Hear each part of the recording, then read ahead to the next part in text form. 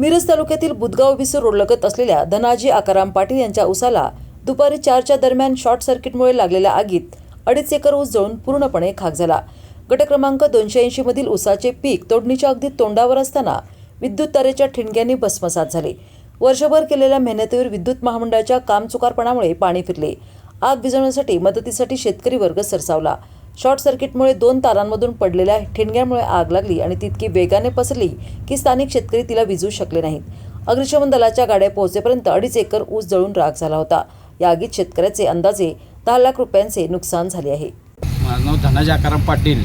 विसूर रस्त्यालगत माझी 2.25 एकर ऊसाची शेती आहे आणि त्याच्यात 3 फेजचं शॉर्ट सर्किट होऊन ऊस माझा 4च्या दरम्यान जळालेला आहे आणि त्याच्यात ठिबक वगैरे सगळं होऊन 12 महिन्याचा ऊस आहे माझा।